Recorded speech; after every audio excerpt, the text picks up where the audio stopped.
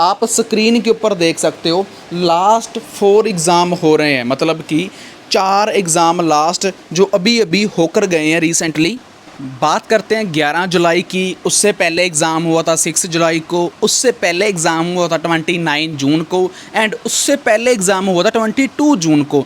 चारों एग्ज़ाम में कंटिन्यू हमारी प्रिडिक्शन PDF हिट गई है। Writing 100% same, reading 1 passage 2 passage सभी एग्ज़ाम में 100% सेम, स्पीकिंग की प्रिडिक्शन हिट 100% सेम। और इसमें कोई झूठ नहीं है, कोई फेक नहीं है। बहुत सारे लोग ये बात बोलते हैं प्रिडिक्शन के ऊपर ट्रस्ट नहीं करना चाहिए, विश्वास नहीं करना चाहिए। तो आपकी मोबाइल स्क्रीन के ऊपर ऐसा कोई भी स्क्रीनशॉट ऐसा नहीं है कि जो हमने गूगल से लिया हो। सभी के सभी मोबाइल स्क्रीन रिकॉर्डिंग चल रही है, तीनों के तीनों आप देख सकते हो 1, 2 एंड 3। ये mobile screen. New student, Stefan, talking to an assistant, Anna, at the student union about his membership. You now have 30 seconds to read questions 1 to 6.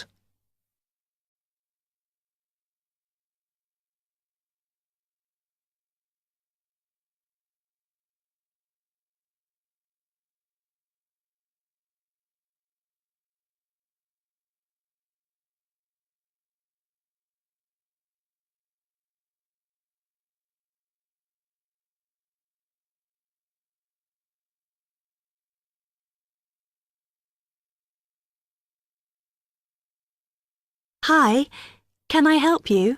Yeah, I hope so. This is the first time I've been down to the union. I'm a new international student, and I just wondered what to do. Oh, right. Well, normally we ask international students to fill out this form, and we put your details on the wall by reception. Then other students can contact you. It's a way for everybody to get to know each other. It can be a bit lonely otherwise. Oh, I see. What's your name? I'm Anna, by the way. It's Stefan Ungar.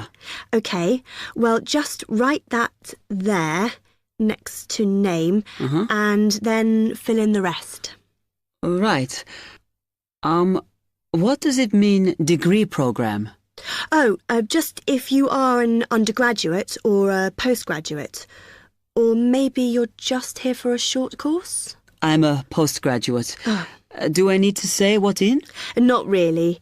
It's too much detail. But you should put your department, so people who have the same interests or problems as you can get in touch. So I'm studying marine construction, so for department, do I put down the science faculty then? Just your actual department. That must be engineering, no? Oh, I see, yes. Then if you list what you like doing in your free time, not that we ever get any when we're studying, and maybe you can meet up with someone socially, or to join a club or something. Well, I like lots of things. Shall I just list them? My advice is to just put 1 or 2, like football and films or whatever.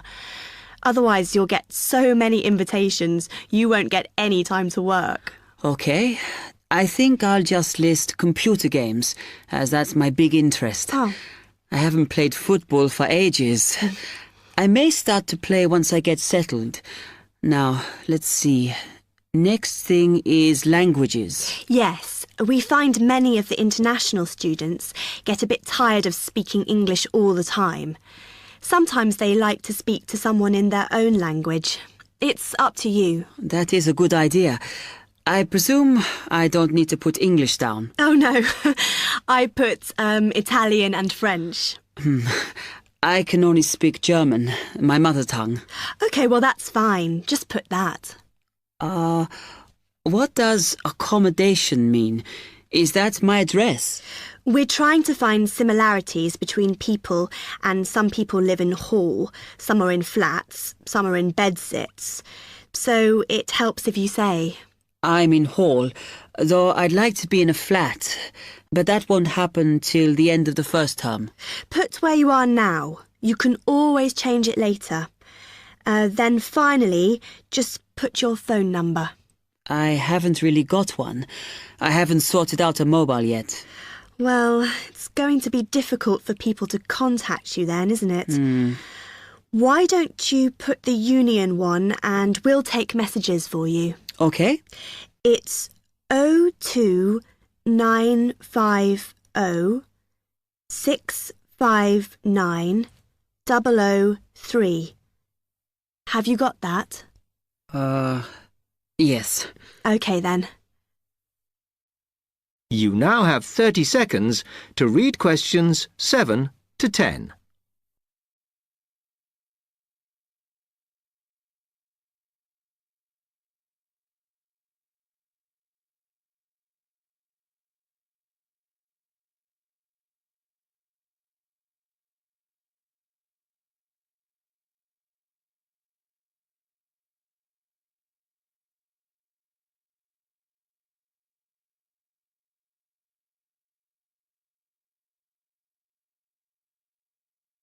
Oh, I had a couple more questions about the services you've got here. It says there's a photocopier here. Yes, you need to get a card from the shop, and then it's available to all students in the mornings. The Union uses it after 1 p.m. Okay. I see also the Union organises loads of events. Are they always held here in the Union building? It looks big enough. If you're interested in something, you should check the poster or our website. In fact, we normally use the Round Theatre, opposite the conference centre for most events, because the sound system is better. Right. I'll do that. Also, I wanted to hire a van. Can I do that through you? No. You need to present a case, really. They're not just available for hire to anyone. The president said we have to limit who is allowed to hire them. The person you need to see is the transport secretary. She's on the 2nd floor. Okay, thanks. The other thing is, are all the discounts we get with our Union card listed on the back of the card? I thought there might be more. No, that's it, I'm afraid. Mainly books, clothes and music. Though we are currently negotiating to get one on newspapers, so that should be valid from next term. Okay, thanks a lot for your help.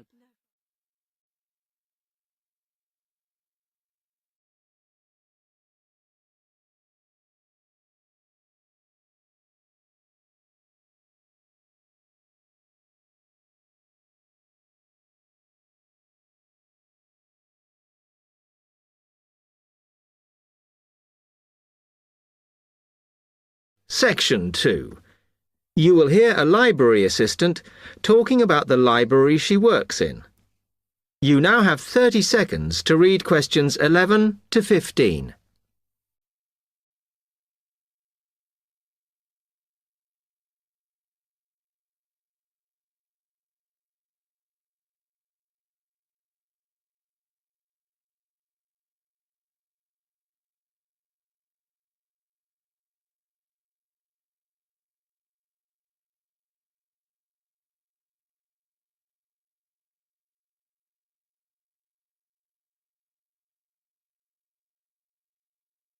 Hi, can I help you? Yes. I wanted to join the library. Okay. First of all, let me show you round the library and explain a few things for you. Okay, now we're here at the main entrance. You can see the reception, which is where you bring back and take out books. And also, we can order books and answer your questions there. Next to the reception, where you can see those old desks, is where we keep the magazines, because you can sit down and read there. They're divided into sections for sciences, geography, arts, etc. Then, at the back of the library, you can see the section for old books. Next to that is where the books proper start. That used to be the science section, but now on those shelves you'll find the art section. We had a big reorganisation in the summer, which I think has made it clearer. The numbering is standard, so you should be able to find what you want quite easily. However, if you can't find something, it probably means it's been borrowed. OK, then in the corner next to the reference section is where we thought it was quietest and away from the phones and printers and things, so we've put the study desks there. They all have computer access if you need it for your laptop. Oh. We do ask that you don't just read magazines there, though. OK, then there's the reference section, where you can look up the files. Then, as we come back to the main entrance, is the next section, where we used to have the languages. It got very busy and noisy, so when we moved everything round, we decided to put the law books here. Also, because it's a smaller section, it fits quite well here. OK then, we're back at the main entrance. Over there, by reception, there's a door that goes to the extension. And we have further sections, such as languages and study desks through there. So you could have a look round when we've finished. Then, just between reception and the door here, is where we decided to put the computers. But the computer magazines are in the magazine section, as we found too many went missing here. OK, is that everything? You now have 30 seconds to read questions 16 to 20.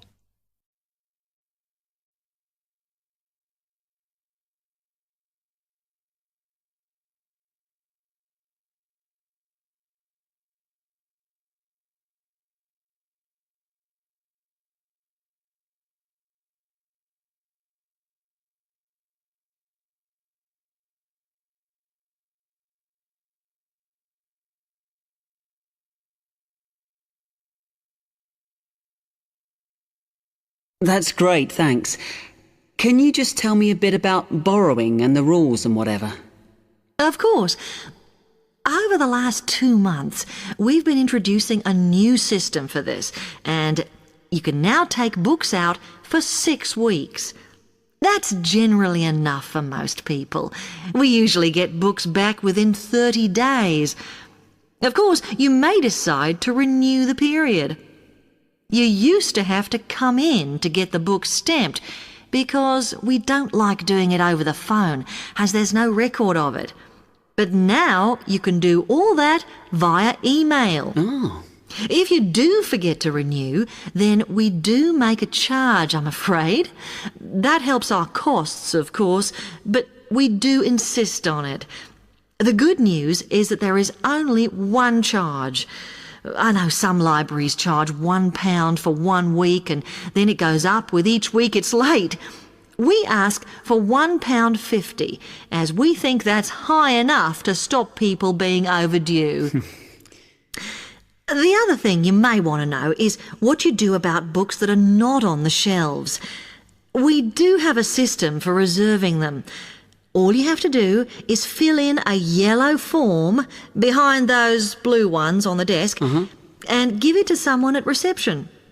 We'll let you know when it comes in. Also, sometimes you will need a journal article that we don't have but can get from other libraries. So we offer an ordering service if you need it. Now, if you'd like to fill in this form here.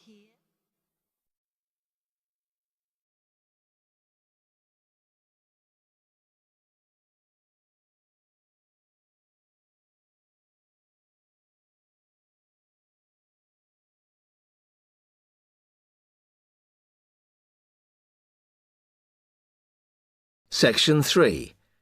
You will hear 2 students, Ramil and Kirsten, discussing presenting a paper at an architecture conference. You now have 30 seconds to read questions 21 to 28.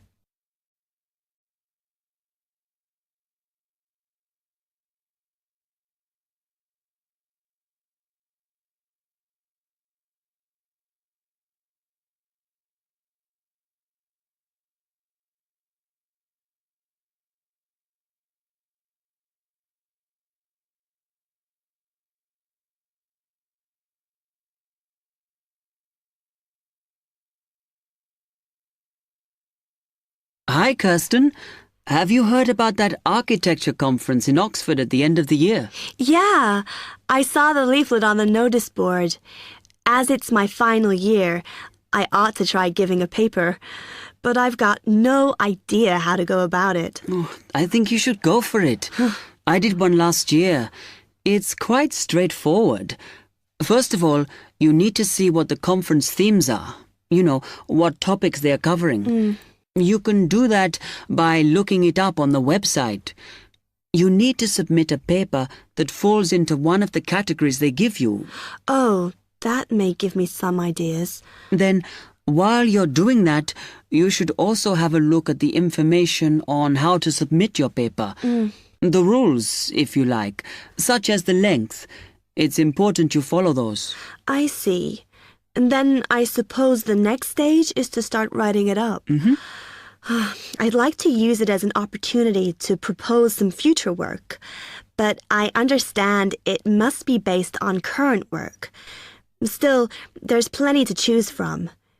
It makes sense to do something that I'm more familiar with. Yes, and the other thing is, when you've written it up, then go back and look at your data carefully and make certain that you've presented it in a format that is standard for your subject. Remember, people have to absorb information very quickly while they're listening. Don't make it too complicated. Okay, well, I reckon that'll take me about a month to get that sorted. Then the next thing I have to do, I guess, before I send it off to the conference organizer, is give the whole thing to the events officer so that he can look through it and see if it all makes sense and is okay. Yeah. Remember to warn him that it's en route so he can fit it into his schedule. Oh. Then you're done, really. All you have to do after that is to go through it and sort out any changes you need to make. Then finally, you can submit it. You can do that online. Phew, good. Then I just wait to hear, I suppose. How long does that take? It depends, but usually about 6 weeks. Oh. When you hear if your paper has been accepted, then at that stage, it's worth giving them a list of any technical things you need when you actually give the talk. A screen or video players or that sort of thing. Okay, but that's a long way off. And I know that if my paper is accepted, then at that stage, I have to give them a short text about myself and my academic background so that they can put it in the brochure. Famous at last. Yeah. You now have 15 seconds to read questions 29 to 30.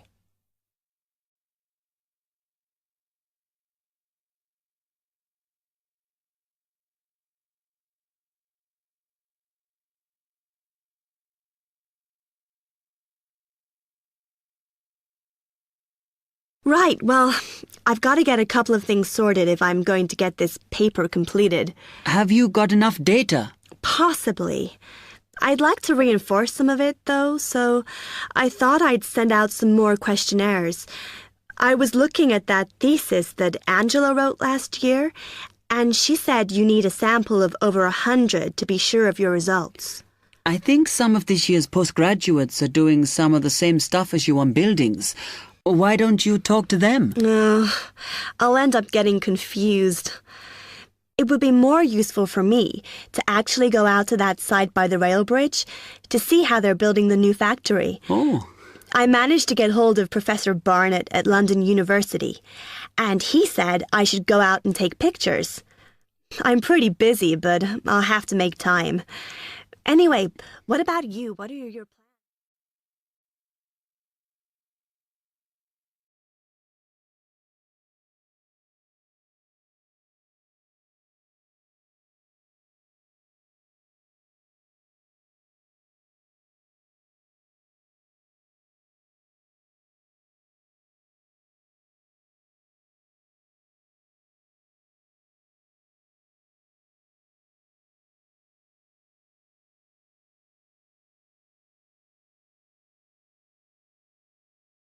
Section 4. You will hear part of a lecture on the current and future use of mobile phones. You now have 30 seconds to read questions 31 to 35.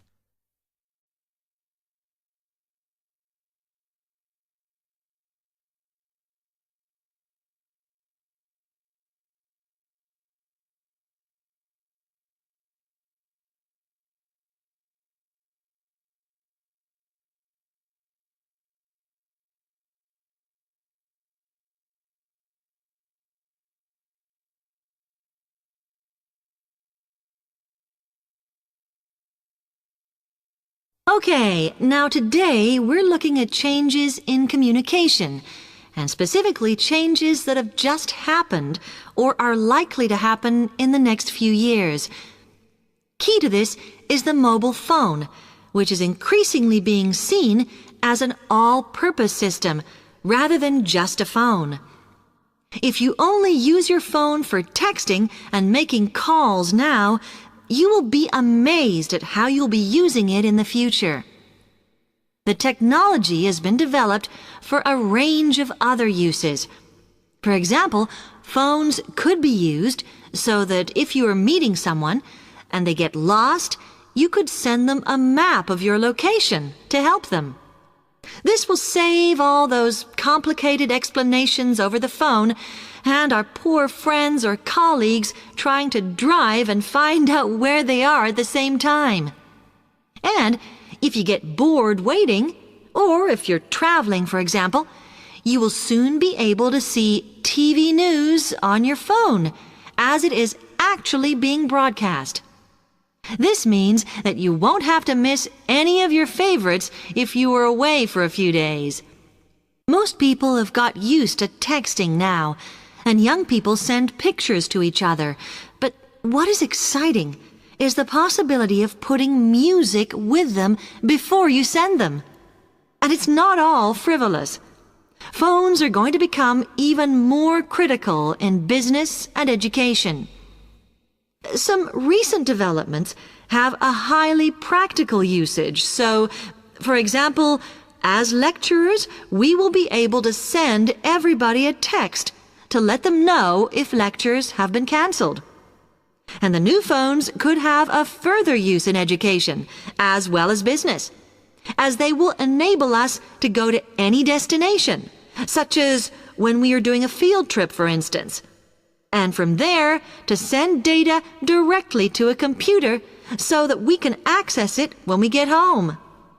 This means we will no longer be limited by what the phone can store.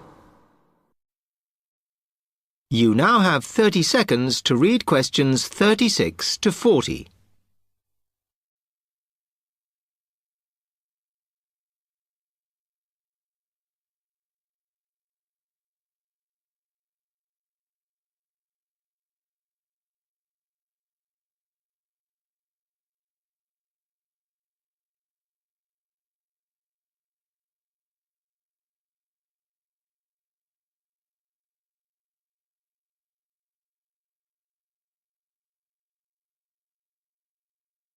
And it's interesting to look at the different ways that men and women use phones now, as that does affect how the technology will develop. Some research has been done on how people use phones, and some of the results are surprising. One of the increasing usages of mobile phones is to get all sorts of data, such as phone numbers, the weather, train times, etc. And while there's been an attempt to set up connections with things that women might be interested in accessing, it is overwhelmingly men who do this. But what about the traditional use of a phone? To speak to people? I suppose we would predict that it is mainly women who use phones as a method of contact for friends and family, but, in fact, the genders exploit this facility equally. I've spoken about the increased business usages that phones will offer, and I suppose we would associate this usage with men. The survey picked up, though, that women are often working from home or catching up with work in the evenings, so they use phones in this way as much as men do. Most of us are aware we can store photos on our phones, It's an ideal method of capturing a moment wherever you are.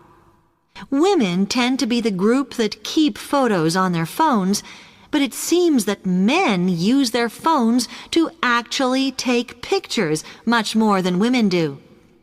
And of course, all this knowledge affects the marketing that the companies will do in order to sell.